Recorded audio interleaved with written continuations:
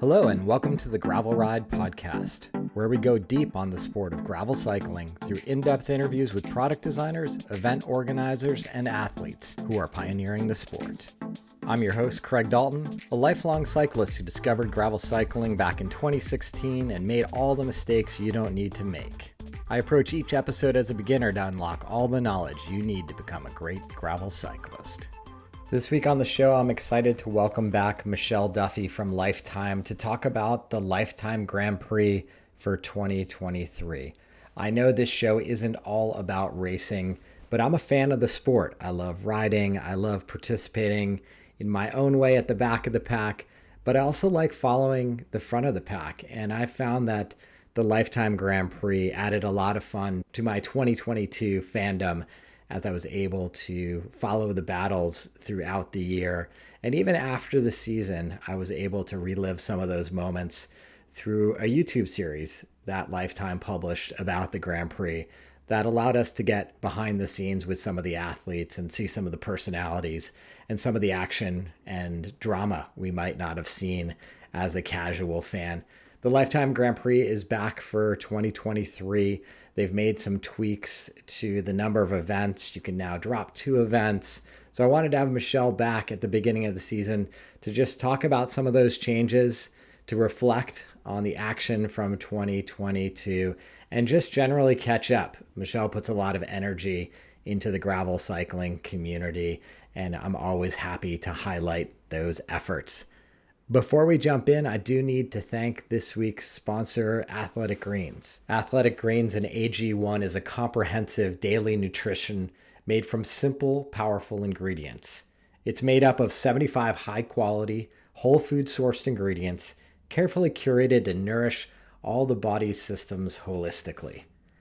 As many of you know, I've been an Athletic Greens user for many, many years, predating the podcast. So I've been super stoked that Athletic Greens has been a big partner for what I do. The key to AG1 is that it replaces key health products in one simple scoop. AG1 combines 9 health products working together as one, replacing your multivitamin, multiminerals, pre- and probiotics, immunity support, and more. That means AG1 does more for your body and saves you time, money, and confusion compared to taking multiple unique products. And that is 100% key for me. I do 1 scoop in the morning mixed up with a little bit of ice, and I feel like I've got some of my nutritional bases started before I've even begun the day. If you're interested in learning more about Athletic Greens, go to www.athleticgreens.com/thegravelride. For podcast listeners, our friends at Athletic Greens have given us a free year supply of vitamin D and 5 free travel packs if you order today. Simply visit athleticgreens.com/thegravelride to get your AG1 on the way today. With that said, let's dive right into my conversation with Michelle Duffy. Hey, Michelle, welcome back to the show. Thank you for having me back. It's good to see you. I was looking back in my notes, and it looks like it was just a little less than a year ago we sat down at Sea Otter, which was the first event of the inaugural Lifetime Grand Prix. Yes, it's crazy to think it's almost Sea Otter time again. I know. I've been getting the emails and I'm like, gosh, I got to get my stuff together. And it's exciting to have it kick off again. Oh, yeah. It's like the kickoff of everyone's cycling year, I feel like. And such a big one at that, with all the expo activity and so many different forms of racing going on. It literally does cover like every discipline of cycling, I feel like. That's what's so special. Like from the industry perspective, mountain biking, road, gravel, everyone's together. So I'm really looking forward to getting back to Monterey. Yeah, for sure. I thought it would be a good opportunity to just sit down with you again and reflect back on that inaugural season of the Lifetime Grand Prix. Such a interesting series to kind of infuse into the gravel world. And I'm sure you learned a lot along the way. I just wanted to sort of get your basic reflections of the season and maybe some of the key moments that you'd highlight. Yeah, definitely. And I'm excited that some time has passed too. We definitely reflected immediately after and during, but now that some time's passed and we're heading into the new year, it feels like there's been more time to sit back and think about, both constructively what we would have changed, but also celebrate our wins, which is often hard at times because you're always looking for ways to be better. But enough times pass that I think we have a clearer vision of what went right and wrong and Yeah. where we can grow. Yeah. And I know from hearing from some of the athletes that you guys were collecting feedback along the way, which was great as well. I know you went into this whole process really talking to athletes, getting a lot of feedback, and it was difficult to make a series that was going to make everybody happy, whether it was the events or the points or what have you.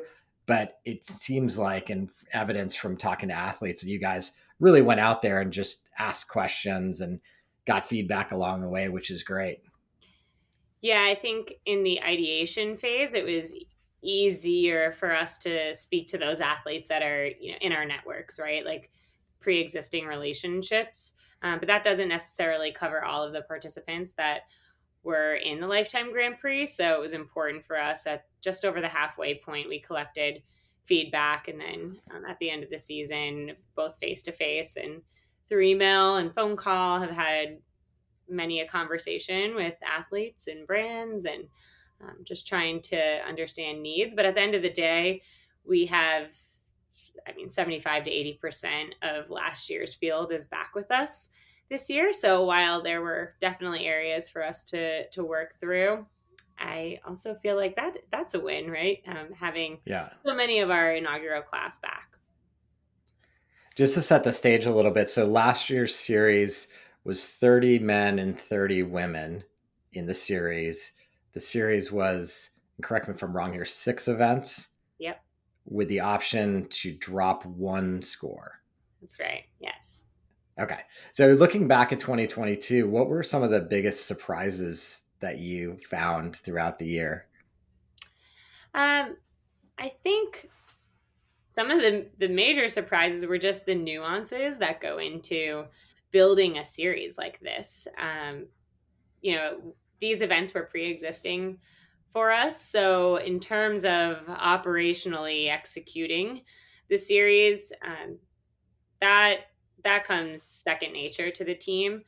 But all of the other nuance that comes with building a series, especially one that kind of grew to be, I don't want to use, too premium of a word choice here, but like that did become kind of this revered thing in North America in just a year. There were many a time where we had internal conversations and we're like, okay, what are we building? Like, what can the Lifetime Grand Prix be if we focus and invest in this properly, and not just financially invest, but that gathering the insights, investing the resources and time to really lay the groundwork to build something that can be huge for American cycling 5-7 years down the road. And I think that was the biggest surprise, just like how much it took off and continued. I think we're still seeing like new comers to the series through some of the content that we've created, and like the momentum there, but then also just the nuance that became a bit intimidating at times. When you think about sort of the goals you set out for the Grand Prix last year, were you guys successful in achieving them, and what were they? Are you looking to kind of?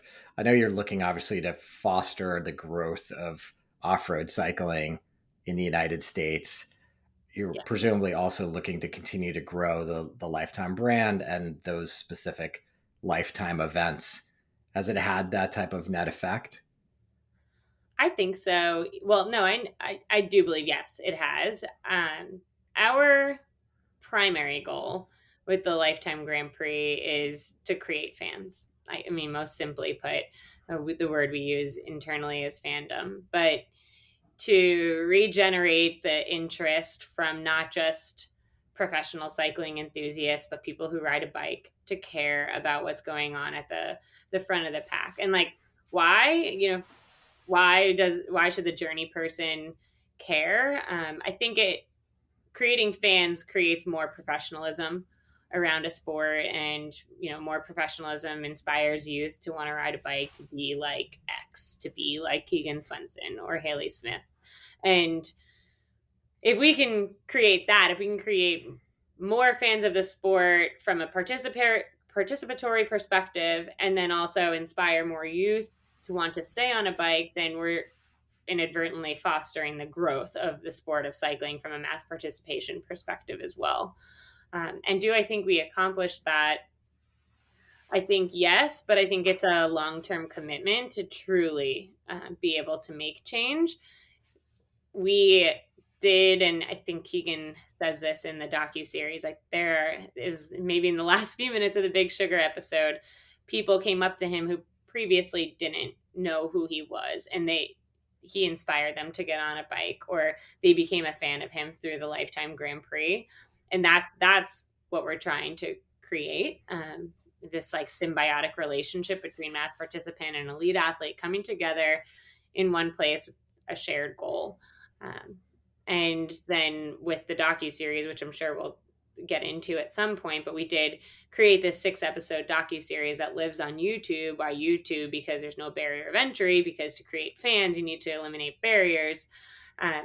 That audience has grown. We're up and over 350,000 views across the series right now. And, we don't have 350,000 participants at our events, right? So they're coming from Yeah. elsewhere. Yeah, that's amazing. I mean, I think going back for a minute, definitely the structure of the season allowed fans to like look forward to something. I think prior to the existence of this type of series, you might see someone do well at Unbound and then totally lose them for the rest of the year. So this was a really nice way as a fan to kind of just start to get familiar with the names and have something to look forward to for that next event in the series.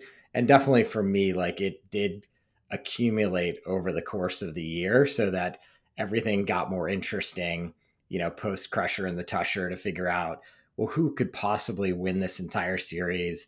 And particularly on the women's side, it was just really exciting throughout the entire year. I agree. Yeah, and while Keegan rode away with it for the men's side, there was also a really tight field there going on leading into Big Sugar. So both for the women's and men's overalls, there a lot was riding on that last event, which made it really interesting to follow through the whole season. Yeah, and I think what was interesting with only one potential event to drop at the onset, when I heard that, that seemed totally reasonable. But when you saw injuries and illness come into play and people being forced to drop races early in the season, it really did become pretty onerous for them to make sure that they did well at every remaining event. Absolutely, and that did come into play when leading into 2023 and some adjustments we've made. Yeah, and we can get into that. Since you did mention the Call of a Lifetime series, which was super well produced. I mean, just speaking from my own perspective, I very much enjoyed watching it, and I encourage everybody to do so on YouTube because you did get a glimpse at some of the interpersonal relationships of the riders, some of the rivalries that Mm-hmm. exist out there, and just general insight into the personalities. I know originally at the beginning of last year, you were working with Flow Bikes and trying to do some live coverage. Had the Call of the Wild series also been in the works for the entire year, or was that something that happened in lieu of Flow not really being able to get into the action as you had hoped? We were focused on both initiatives. So we contracted Shannon with Cold Collaborative prior to Sea Otter, and he was out there recording already. Actually, that was our primary focus. And then later in the conversation, Flo came in, and we were excited to be able to provide both opportunities. Obviously, that didn't pan out all year, but the Cold Collaborative and Call of a Lifetime series was always in the works. Got it. It must have been pretty challenging for them to kind of figure out which athletes to focus on. Were they filming across the board with numerous athletes, and we only ended up getting to see a couple storylines just given the amount of time they had for the episodes? I think this was a challenge and a learning, but there's no way that we can really story mine across 60, 70 athletes. So we'll take a slightly different approach this year into mining those stories. But we pretty much got to meet everyone that spent time on camera. The Cold Collaborative team, we trust them, and put them in a position where they had creative freedom because they are so amazing at what they do. And so they did mine a lot of the stories, and really there's a lot of focus, of course, on the front of pack because it was a more consolidated story for us to be able to tell. Some adjustments we're looking for towards next year is like widening that net and ensuring that we're telling the stories of not just those in the top 5 with a pre-existing platform, but mirroring the fully supported professional athlete with the young rider that's still in college, because that's interesting for people too. Yeah, for sure. I mean, across all those athletes, I'm sure last year there was 30 great female stories, 30 great male stories that could have been told. Exactly. But that's awesome. And it sounds like that project is going to continue through this year. Yep, we're finalizing exactly what our content plan looks like, and hopefully we can go out with that soon. We something that was hard for us all years, we were investing all of this time, effort, energy, finances into producing Call of a Lifetime, but there was no product really to show for it until the end of 2022, beginning of 2023.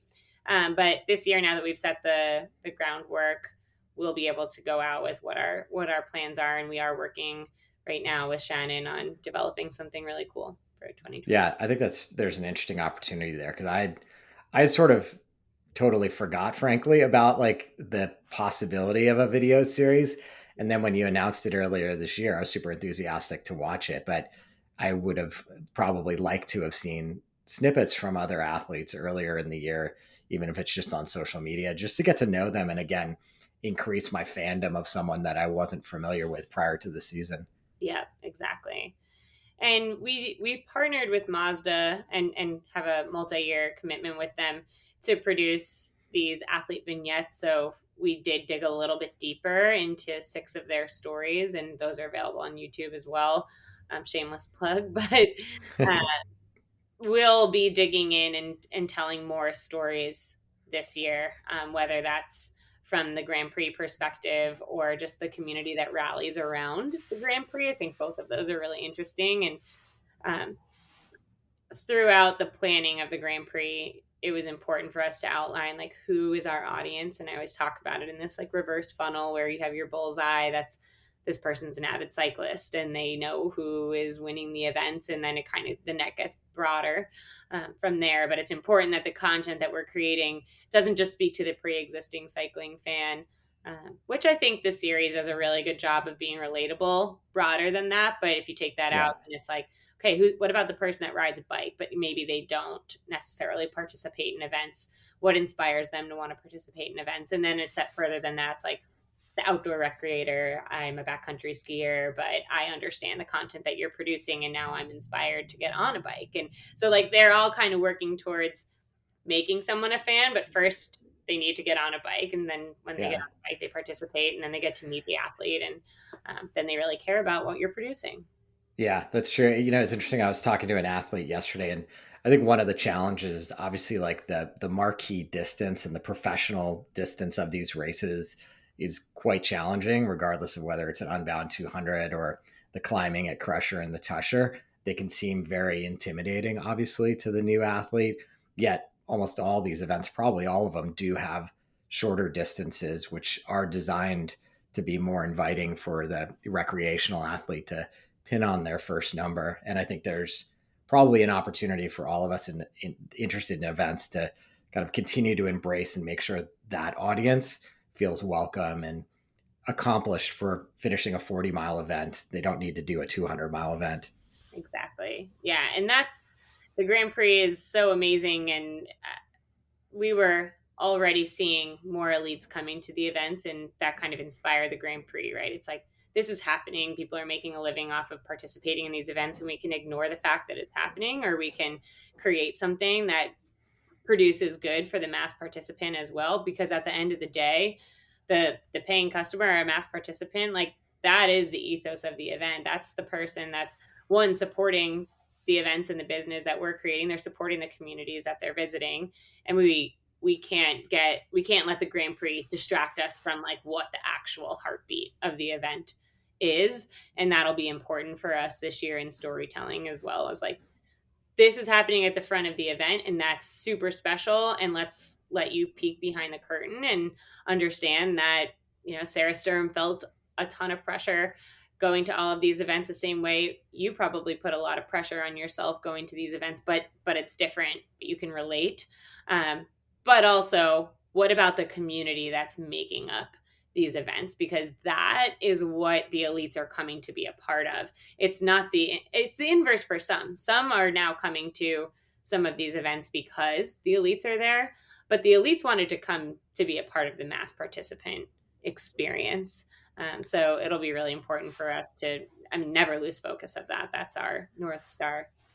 Yeah, it's been interesting as some of the announcements came out around the changes for Unbound and the professional and the rules as they apply to the mass start and aero bars, how clearly you guys were conscious of the fact that just because you're making a decision for the professional athletes doesn't mean that same decision should apply to the recreational athletes, specifically around the idea of aero bars. I thought that discussion was quite interesting.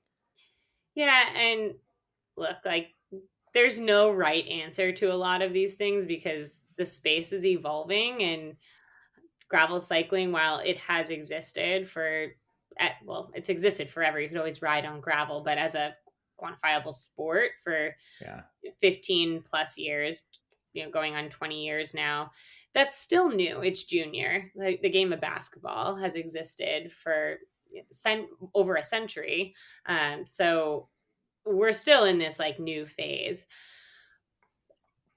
The professional athlete, we've been trying to listen and make decisions that are the best decisions for the safety of the athlete and the integrity of the event. That doesn't mean it's the solution for everyone right now. And as we were going through what does, aero bars or no aero bars and all the drama surrounding the elites as they're figuring out what it means to be an elite in the sport, is the person that's coming from Alabama that's going to take them, the maximum amount of time to complete 200 miles, and they're going to ride majority of the event out there solo, and they need to have the ability to be in comfort positions just for them to get across the finish line. And that's always been a part of the experience. So while we were having a lot of internal debate and external debate, when we stepped back and thought about it, it's like, well, who's to say that I've always stood really strong and like, no, they're coming out here to experience the mass participant experience. And that's why the elites started to come. At the same time, they're making a livelihood. And we need to ensure that in order for them to continue to make that livelihood, we're providing an experience that, someone taking them out with aero bars in the first 7 miles doesn't make or break the paycheck that they bring home. That's not the case for everyone. So if we separate these two starts, it allows us to ensure that the integrity of the event for those that are racing for their livelihood and their paycheck, we can isolate that experience. Yeah. And, we made the joke, like, we're going to get you the heck out of Dodge, but like, let's get the elites out of there, and then we can provide the same experience we've provided for 16 years to everybody else. Yeah. And obviously it's up to each individual rider to make good decisions around when they should be in aero bars. And that's the challenge, right? It's like they're perfectly fine if you're out there by yourself, but cornering and doing the things that you shouldn't do in aero bars, people just need to make good choices there. Yeah, agree. And there's other events in our portfolio that we are removing the use of aero bars in general. An event like Crusher has never allowed aero bars because you climb up and you descend, and there's never a time that you're on flats and should be in aero bars in that event. Yeah, the other thing that obviously you've had to grapple with is just the women and men starting together or separate. Do you want to talk about the thought process behind how that's panning out this year? Yeah, continuing to listen. I think there's been a couple years now of debate on what is the right way to approach at a mass participation event, the start of the women, to ensure that they have a level playing field. Our approach is varying depending on course. Speaking for Sea Otter and Schwamigan and Crusher, for example, women do have their own start. Um, but for an event like Unbound, they've always been in with the masses, and there's just a huge difference between the field sizes and that many people rolling out of Emporia, as well as from a media coverage perspective. It's super challenging to cover. And we, I think, have done a very good job of making a cognizant effort to ensure we assign a team specific to the women. However, to give that like equal playing field from a media coverage perspective, a safety perspective, rolling out of town, and then also an awareness of where the competitors are. For Unbound, the women will have their own, the elite women will have their own separate start 2 minutes after the elite men and 8 minutes before the masses. An event like Big Sugar or the Rad, we're still evaluating, but that very well could be a mass start there.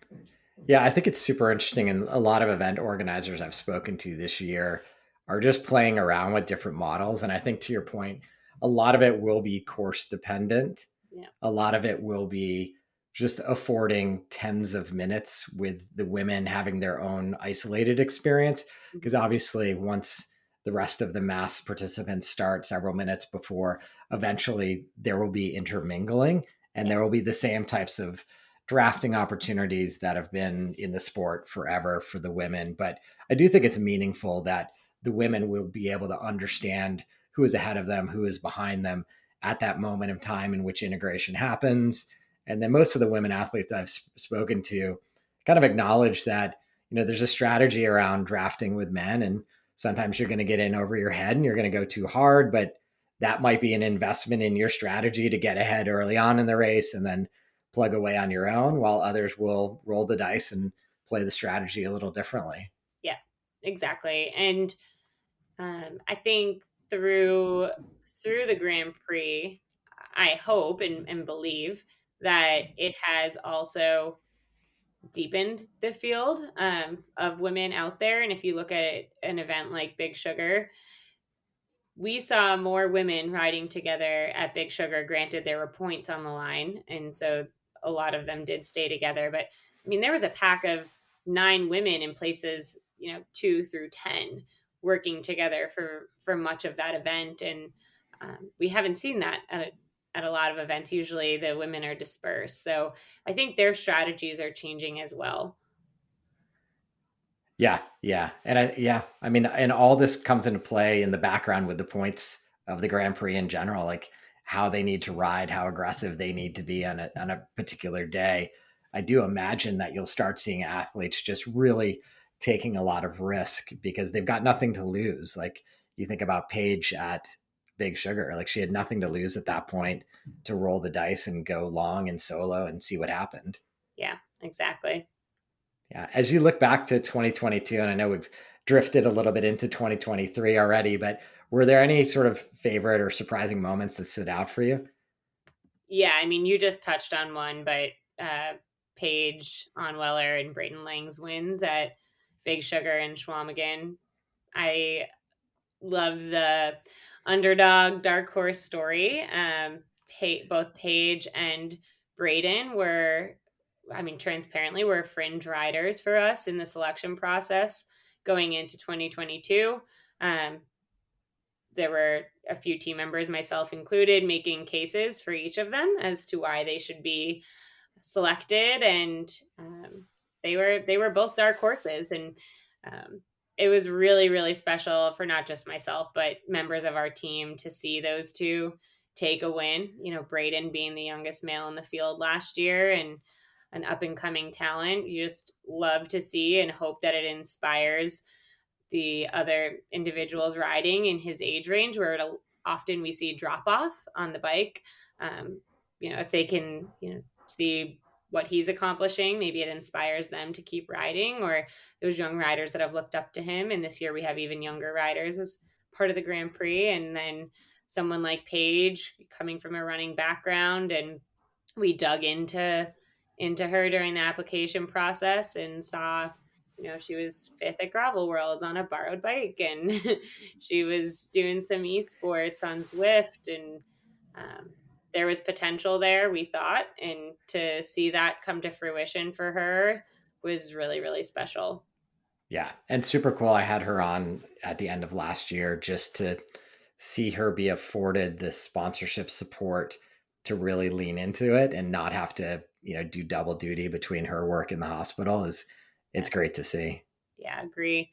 I mean, I think that's the case for both of those two, honestly, that those wins for both Braden and Paige, I think, allowed them the opportunity, or helped enable them to have some of the sponsorship opportunities that they have this year. Yeah. And it switched things up. We were talking about the same few riders all year because that top three was kind of interchanging. So that was cool too. Yeah, absolutely. So as we talk about 2023, what are kind of the major changes that have happened kind of structurally in the Grand Prix that we should be aware of? Yeah, I think our goal with the Grand Prix is to keep things simple so that people can follow it. No slight to the World Tour, but it can be hard to follow things like the Tour de France because if you're not ingrained in the sport, it's like how many points did they get and what does this jersey mean? And our goal is really to keep things simple so that those that are new to following cycling can follow it, and that's still the goal. This year, we evaluated our point structure because right now it's just waterfall point structure. Um, your points are the inverse of your place. So last year we had 30 men and women. So if you finished first, you got 30 points. If you finished second, you got 29. And so it flowed. So this year we decided to keep the point structure the same. However, we are looking at 70 athletes, 35 men and 35 women. So an extra 5 men and women. I think we're going to stay at this number. I don't, next year's, I hope, isn't going to be 40 and so on. But the intent for that change is the drop off that occurred throughout the year. By the end of the season, we had just over 20 men and 20 women remaining. And so our goal is to have a deep field and ensure that it's deep across every event. So that extra 5 on each side, also just based on demand, felt like the right move. And then additionally, instead of 6 events, we are going to have 7, one of which we called the wild card. So Grand Prix athletes applied for the series before we revealed what that 7th event will be, and noting that our intent is that our events do rotate. So next year, in 2024, it may not just be the wild card event that rotates. We may switch up all of the events. Yeah. We'll probably have a few like an Unbound and a Leadville and a Big Sugar that would remain, but we could see some of the other events switching up each year. But one will remain a wild card in which athletes don't know what it will be prior. And they can drop 2 events instead of 1. And this was a decision that we made after overwhelming feedback in our surveys around some of the challenges. And you mentioned it earlier in the call. With injury and sickness, athletes were forced to drop out even if they weren't prepared because maybe they flatted and DNF'd at an event, and that still counts, but then they got sick and had to miss an event. Like they're pretty much out of the points now because they have 2 zeros on their scorecard. Yeah. So allowing them the ability to miss 2 events, for everything we're hearing is like athletes intend to come to just about every event. Yeah. But the other thing that it does allow for, and this is important, is understanding that our season is demanding and it spans from April to October, and it is the primary focus on the calendar. But there are other events that there's either sponsor obligations to attend, Yeah. or just like for the health of the sport, it can't just be lifetime events that these riders are attending. So we hope and obviously expect that athletes are showing up to at least 5, and hope they come to more than that. But it does allow, if there's a conflict with another event, them to go and attend that event as well. Yeah, like everything, I think it's just going to be interesting to see whether it in many cases this past year, it would have allowed, like Payson or someone who had to miss two events to be competitive in the standings, having missed those two events.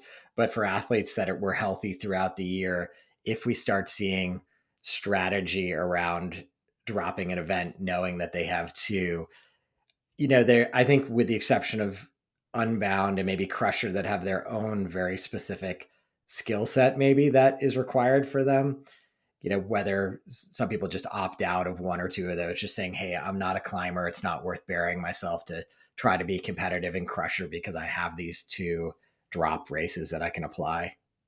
I do think that's true. And I kind of view that as like the negative to having Yeah. the two drop events, but I think it's the right move. We believe it's the right move, just for like the health of the athlete. What we also don't want to happen is an athlete feel like Pete. He rode on a broken hand at Sea Otter because he knew that, like, with his wife expecting, there was a chance he was going to miss another event. So it was Yeah. really important for him to finish that event. Whereas, like, knowing that there could have been two drops, like, we don't want an athlete, Hannah Otto, she dropped Unbound consciously. Like, she didn't want to bury herself at Unbound.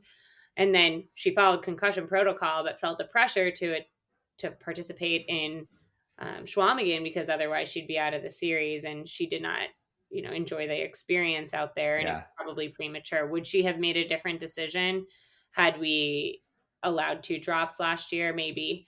And I think that's something that's also really important I didn't touch on, is the overall health of the athlete. And we heard that too in the feedback. Like, there's pressure to show up and race sick because Yeah. you could have only dropped one event. So I think this change will, I mean, it's seemingly well received. The negative is, athletes that aren't good on a mountain bike, and so they're just going to drop two mountain bike events, and Yeah. they're like not want to bury themselves, like you said, so they're going to skip Unbound and Leadville. We hope that we don't see too much of that. But Yeah. Yeah. risk, like those that were in the top 10 pretty much were consistent in their attendance across the whole series. Yeah, I think it strikes the right balance. I mean, obviously, we'll have this conversation a year from now and we'll see how it came to play. But I don't suspect, to your point, like the people at the front end of both categories, they're not going to drop things willy nilly. Mm-hmm. In fact, I was speaking to a professional athlete yesterday and they were like, look, if someone was hyper competitive in the Grand Prix and did not do Unbound, there may very well be an asterisk in their victory at the end of the year to say, like, but they didn't do this one thing. Yeah. Yeah, I agree. I think just looking at the overall scorecard and talking to many of the athletes, it's like, well, of course we're going to show up to all of the events. Like, that's our intent, because if you can knock off a bad day, a 10th place, that could make or break your odds of being in the top three. Yeah, yeah, for sure. You mentioned the expansion of the rider numbers from 30 to 35 in each category. Mm-hmm. Super cool to see. Did you see like a different profile of athlete, whether it be different nationalities or what have you, start to come to the table this year? Because I understand, and you commented on this earlier, that the first year, it was the first year. People didn't know. It seemed like it was going to be a great idea, but I did talk to a few athletes who were like, well, I just don't know how it's going to pan out. I already had my schedule figured out, so I didn't apply. Just curious, like what this year's application looked like and what were your takeaways from it? Yeah, well, we had more applications in year two than year one, and more qualified applicants. And I don't mean to that as any derogatory uh, towards the first year's applications, but in year one there was a lot of, like, either jokes, some people that were, I don't know if they were joking around or, just not in contention.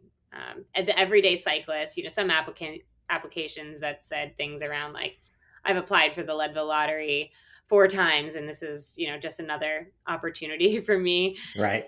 to apply. There was also a lot of like sub elite applications that came through in the first year. And of course, there were dozens of elite applications that came through, because look at the depth of field.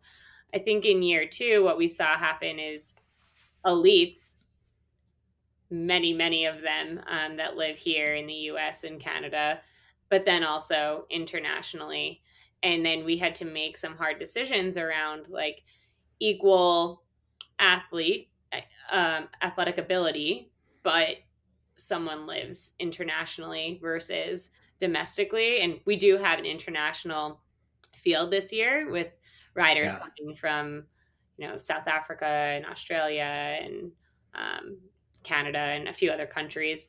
But uh, those that were like fringe, we I we did prioritize domestic because our hope is to create some heroes here in the US. Yeah. Yeah, that's interesting. Sometimes it's easy to forget that Lifetime is a business as well. And, you know, growing an international audience only has certain value to you guys versus domestic audience. Yeah, and it's actually like we talked about that at length because having all of these different countries represented would be really cool. But beyond the business piece of it, it's like the health of cycling fandom in Europe is doing just fine. That if you have a bike race in Europe, like you can get access to the downtown of a major city and you have tens of thousands of people show up to cheer them in and they're lining the streets. You have a bike race here and it's like look at like road cycling. They're far and few between. There's barely any fans that show up.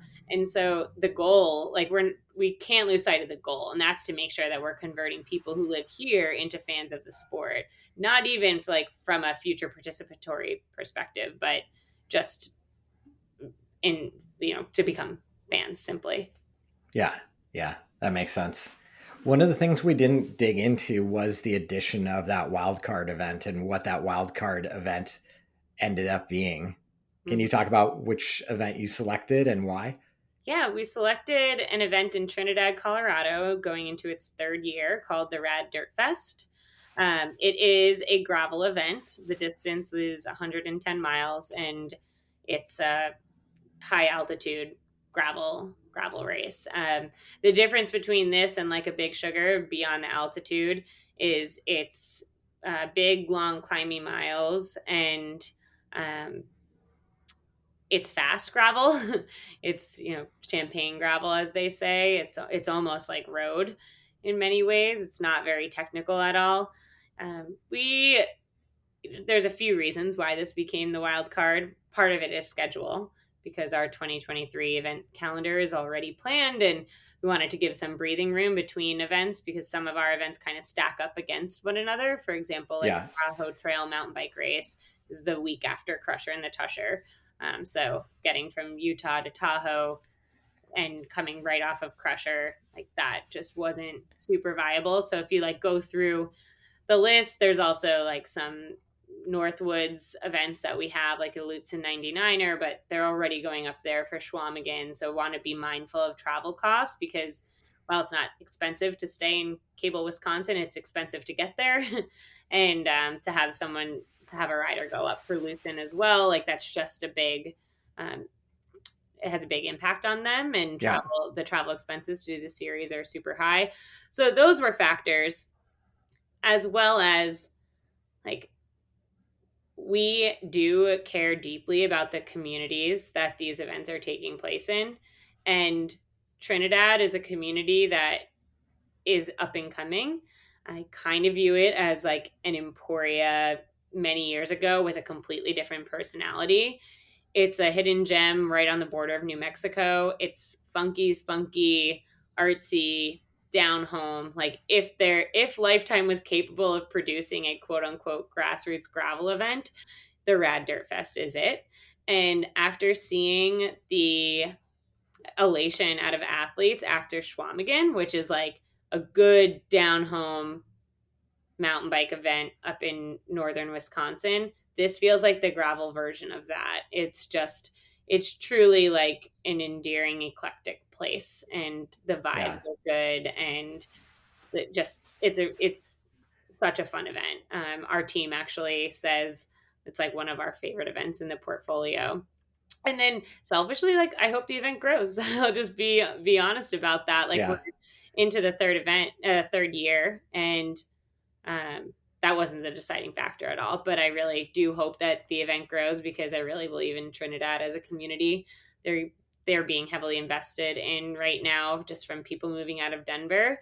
But hopefully they can keep up with that. They've been a boom or bust town, but they're really Yeah. focused on outdoor rec. Yeah, it's a town that listeners of the podcast may be familiar with, because we had local Juan De La Roca on, who developed the original Trinidad gravel field guide Yeah. and put down some amazing routes down there, and came on the podcast just to talk all those things about the community. So I do think it's really interesting, and I'm excited to see that event grow as well, and hopefully just contribute to that town and that community in the same way that Unbound has contributed to Emporia. Yeah, Juan has kind of been that steerhead in that community, and showing people like these roads, you can go out and utilize them with your bicycle. And the big hunting culture around there, but how are we celebrating outdoor rec? And they've also just brought in really great figureheads for their like economic development and outdoor recreation, etc. So I'm excited to see how that town grows. Yeah, on that decision to make the Rad Fest the wild card event, you mentioned the many things that kind of went into that. One of the kind of things that have been hanging over the Grand Prix for a few years is just this balance of mountain bikey, gravel racing. How are you guys trying to strike that balance? Because obviously adding another pure gravel event into the series isn't making it any more technical for the mountain bike crews. Yeah, it's not. And that could change in 2024. I think it's important to note that like this is an off-road series surrounding mass participation events. And some of the like super technical type courses that have kind of been thrown our way, it's like, well, that doesn't necessarily always cater to the mass participant. And that's the most important thing, is that we're marrying this series with mass participation events. So like that is one factor. The second is there's 7 events. So there's going to be an off kilter there between mountain bike and gravel, but that can change every year, and maybe we'll see more mountain bike in 2024. Um, I think that there's a good chance that we will, but for this year, I mean, it's an off-road series. I think there's so many sensitivities, and I totally respect all of the elite athletes. So I say this tongue in cheek, but I'm also like, you guys get over it. Like, this is the lineup, and it's going to be a good time. And I mean, yeah. I think one of the most exciting things that you've revealed in this podcast is just the notion that 2024 could look a lot different. Yeah. And I Yeah. think that's super cool. Yeah. I think that's like part of the freedom that we have, because we're playing within the confines of like all of these events are lifetime events, and it's the same team working on the production of the event and the Grand Prix, and it gives us the ability to be flexible. Now 5 years down the road, are we ending up in a structure that it doesn't have as much freedom because this thing's so established that it has to be the same events? I don't know the answer to that question, but we're still in test phase. And that's what I think, earlier I said we've had time to celebrate some of our wins. I think that's so important. Like early on, we definitely received some, there was like tension and criticism, and like welcome all of it from, athlete and fan alike. It's also so important to remember, and like communicating even to our teams that are on the front line, like these are humans putting on the event, and we're humans that are really just trying to, and it's supported by a company who is also just trying to make a difference. Like the Grand Prix is not a revenue driver for our company, but we're trying to align ourselves with like positive change in cycling, and there's going to be growing pains with that. But I don't even view them as growing pains, right? It's like it's a developmental phase of Yeah. establishing something that hopefully changes the face of North American cycling. And you know what? There's a couple more series on the calendar this year, and I think that's really rad.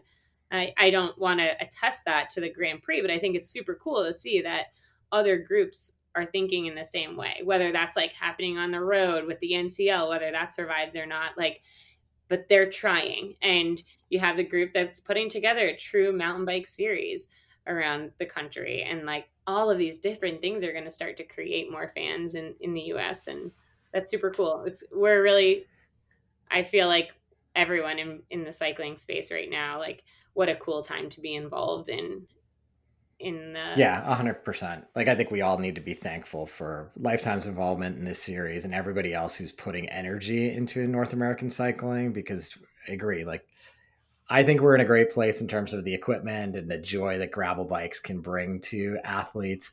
I think there's plenty of great events out there in the world, but it takes a lot of energy and financial commitment to make these events happen. And you guys are putting a lot of money behind this series and investing in growing fandom in the United States. And that's amazing, because I think we do need more fans of racing. Like, I'm quick to acknowledge, like, this podcast is definitely not about the front end of the pack for the most part.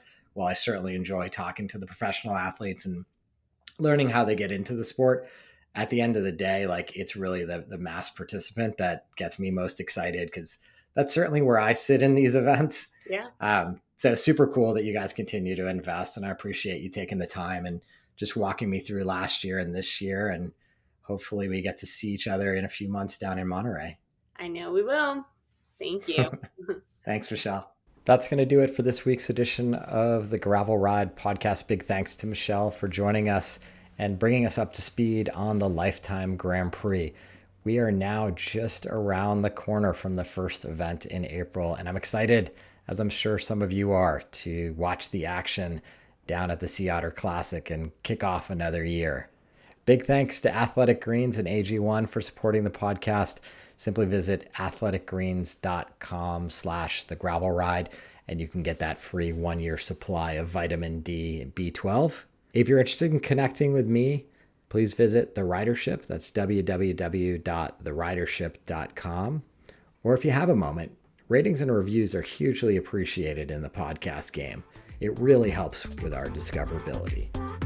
Until next time, here's to finding some dirt under your wheels.